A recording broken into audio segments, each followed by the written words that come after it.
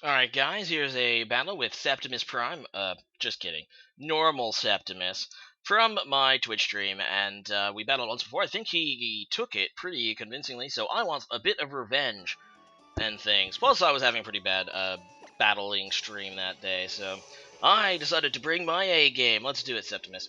Alright, so, he leads with his Lopunny, which is a very scary Mega indeed. Every time I see it, it tends to do naughty things to me.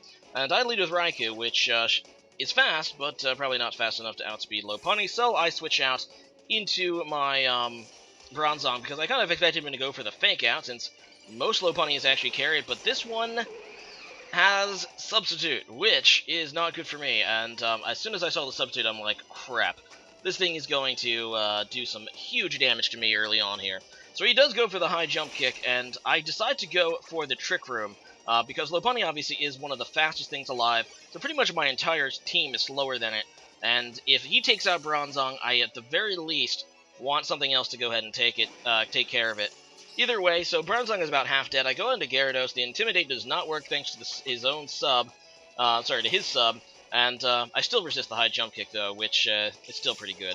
Either way, he's probably just going to switch out to Return now, which is probably going to kill Gyarados. So I pretty much have to sack Gyarados to take care of the sub, and then go back into Bronzong and try to go for the Gyro Ball, see if he switches and predicts it or not. Either way, yeah, never feels good to sack a Pokemon to break a sub, but that's what I had to do. I go back into Bronzong because with the Trick Room up, obviously I am much, much slower. He ends up staying in, which is great for me because it lets me take care of the Lopunny, and yeah, it's not going to survive that Gyro Ball.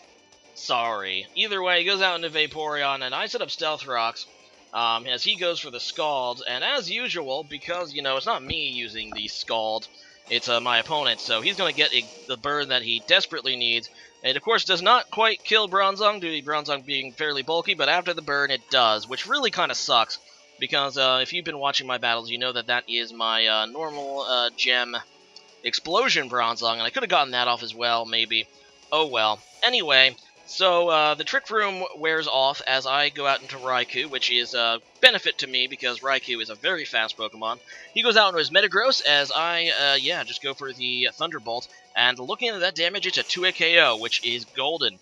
Now, this is Assault Vest Raikou, which is pretty cool. Assault Vest is, I believe, one of the new items in Gen 6. It's a very good item. What it does is it doesn't allow the holder to use any non-attacking moves, but in return, it raises its special defense by times 0.5. So yeah, one stage. So it's kind of like a choice item, except you can actually switch your move, and it makes a Pokemon that is not incredibly bulky into bulky monstrosities. And Raikou actually has pretty good special defense on his own, so it's a pretty scary thing to have. Either way, so he goes out into Superior now as he's trying to play around by Raikou. Raikou is actually a major threat to him. But yeah, I just go for the, I think the Volt Switch on this turn. And yeah, so I switch out, obviously, being that I'm forced to, and I go out into Talonflame, which I brought along, one of the best Pokemon of Gen 6. And yeah, obviously it's going to completely destroy the Superior. This is the Choice Band one. I think it's probably my favorite of the sets, instead of one that sets up. Probably because this one is ready to go ahead and do things right off the bat. And if you do try to set up, you know, with the Swords Dance and, you know, bulk up, it's situational a bit. And if your opponent, you know, predicts it, you could be in trouble. And, you know, it's just really, it feels really good going for priority Choice Banded Brave Birds. That's all I'm saying. So he goes for the Scald. It actually doesn't burn Raikou, for shocker there. And yeah, he's going to protect to see what I do, but it doesn't really matter because I can change my move anyway. And that's what I believe I do. I know he's going to switch. He doesn't want to take a Thunderbolt on his Vaporeon, obviously. So I go for the Volt Switch, I think. And yeah, he goes into Dragonite, which is a pretty good opportunity to go out into my Mega, which is a Mega that I have not tried yet. And one that is pretty interesting, Mega Glalie. When it Mega Evolves, it gets a new ability that increases the damage of Ice-type moves and converts all normal moves to Ice-type moves, which it makes it kind of like a Ice-type version of Pixelate, except even better, really.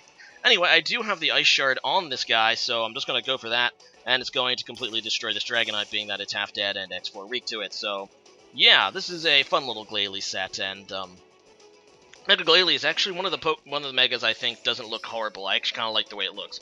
Either way, he goes out into his own Gengar, and I have the return, which is a nice type return now, as he misses with Hypnosis, which really sucks for him. I don't quite get the KO, and then I misclick. Actually, I don't think I misclick. I think I just instinctively press return. Obviously, if I would have thought about it for 2 seconds, I should have pushed Ice Shard, so Donphan has to come in and make up for my mistake and go for the Ice Shard to finish off the Gengar. And unfortunately, I lose my Mega Glalie, which sucks. Oh well, so he goes out into his Murkat, so I don't even get to get the Ice Shard off on the Gengar, although the Gengar is weak enough that it will die coming in to Stealth Rock, so it's pretty much dead anyway. Effectively dead. Either way, he goes for the Scald against Donphan, and shocker, it burns. At least he's getting lucky with the burn in this battle, man. The burn are real, man. I never get burned with Scald. Okay, maybe that's more of a confirmist fallacy for me, but still, he's getting pretty lucky with burns right now. Let's just agree. He goes for the Scald again against Raikou, and shocker, it burns. So I think he's 3 out of 4 with you know, that 30% burn on Scald. That's why I hate Scald, man. I wish Scald was never made, or it was lower base power, to make it not quite as, you know, offensively good. Either way, whatever.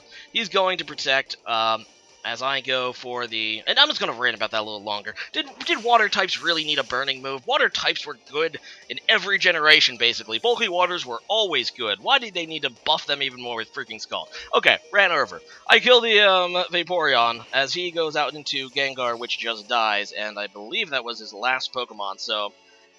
Good game, Septimus. Good game, indeed. Anyway, yeah, today's question of the day is, do you prefer Wi-Fi battles or Showdown, or another Pokemon simulator? Which ones do you prefer to do your battling on? Obviously, on Wi-Fi battles, you get a little bit of more, what's the word? You get a little more of the charm, being, you know, the animations, or, you know, the full animations, all that, and you can use your actual in-game Pokemon. While with a simulator like Pokemon Showdown, for example, you can pretty much make as many Pokemon as you want, because, you know, you don't have to worry about training, breeding, etc. And, you know, the battles go a little bit faster, so you can get, you know, some experience very quickly. And leave a comment about which one you prefer. As for me, I like I said, I think the Wi-Fi battles are a little more exciting for me. Not to mention they are a little more entertaining for YouTube. So let's go with that. And yeah, see you guys next time. Bye.